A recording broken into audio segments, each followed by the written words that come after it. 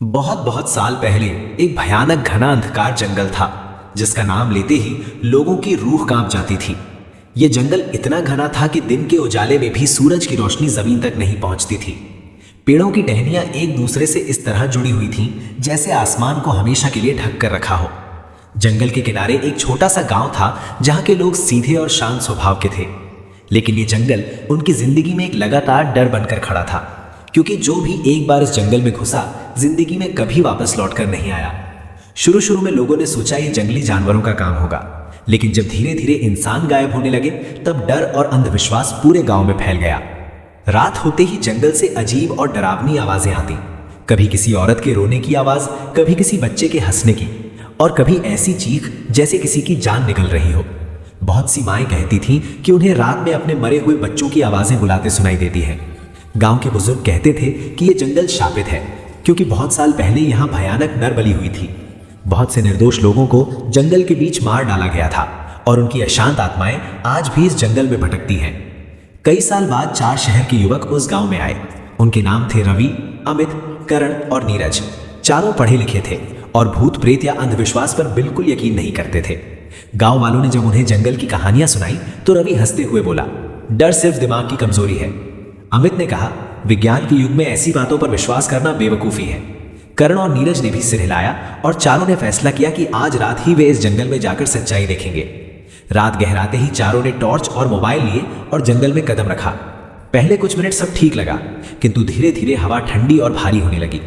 पक्षियों की आवाज अचानक खामोश हो गई, जैसे जंगल ने अपनी सांस रोक रखी हो। मोबाइल की रोशनी झपकने लगी, नेटवर्क पूरी तरह गायब हो गया।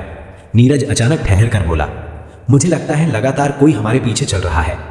रवि ने गुस्से में कहा, चुप करो, डर फैलाना बंद करो। थोड़ी दूर आगे बढ़ते ही एक और औरत के रोने की आवाज सुनाई दी। वो आवाज इतनी दर्दनाक थी जैसे सालों से दबाया गया दुख फूट पड़ा हो। अमित कांप उठा।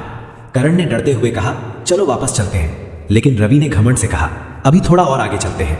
तभी अचानक करण जोर से चिल्लाया और एक ही झटके में अंधेरे के बीच खींच लिया गया। जमीन पर सिर्फ उसका खून से सना जूता रह गया। तीनों पागलों की तरह करण का नाम चिल्लाने लगे, लेकिन किसी ने जवाब नहीं दिया। अब डर उनकी नसों में दौड़ रहा था। नीरज रोते हुए बोला, ये जंगल जिंदा है, हम फंस चुके हैं। तभी पेड़ों के बीच से एक सफेद सी छाया धीरे धीरे आगे बढ़ी। उसका कोई स्पष्ट चेहरा नहीं था, सिर्फ एक भयानक हंसी पूरे जंगल में गूंज रही थी। तीनों जान बचाकर भागे और एक पुराने टूटे हुए मंदिर में घुस गए। मंदिर की दीवारों पर सैकड़ों नाम खुदे हुए थे, नामों के साथ तारीखें भी लिखी थी। अमित की नजर अचानक एक नाम पर रुक गई, करण का नाम। धीरे धीरे दीवार पर उभर रहा था, जैसे कोई अदृश्य हाथ लिख रहा हो। अभी वे ये सब समझ ही रहे थे, तभी पीछे से नीरज की भयानक चीख सुनाई दी और वो भी अंधेरे में गायब हो गया। उसकी आवाज धीरे धीरे जंगल की खामोशी में मिल गई। अब सिर्फ रवि और अमित बचे थे। अमित पूरी तरह टूट चुका था। वो मिट्टी पर बैठकर रोने लगा और अपनी गलती मानने लगा। तभी चारों ओर से सैकड़ों छायाएं उभर आईं, जिनके न चेहरे थे न आंखें, सिर्फ खाली डरावनी आकृतियां। रवि अभी भी हंसते हुए कहा, सब धोखा है। तभी एक गंभीर और भयानक आवाज चारों ओर से गूंजी, अहंकार और अवहेलना की यही सजा है। अमित ने दोनों हाथ जोड़कर माफी मांगी। वो फूट फूट कर रोने लगा। तभी तेज आंधी चलने लगी और छायाएं पीछे हटने लगी, लेकिन रवि के पैरों में लताएं लिपट गई। वो चीखता रहा, लेकिन किसी ने नहीं बचाया। उसकी चीख धीरे धीरे अंधेरे में डूब गई। अमित बेहोश होकर जंगल के बाहर फेंक दिया गया। सुबह गांव वालों ने अमित को जंगल के किनारे बेहोशी की हालत में पाया।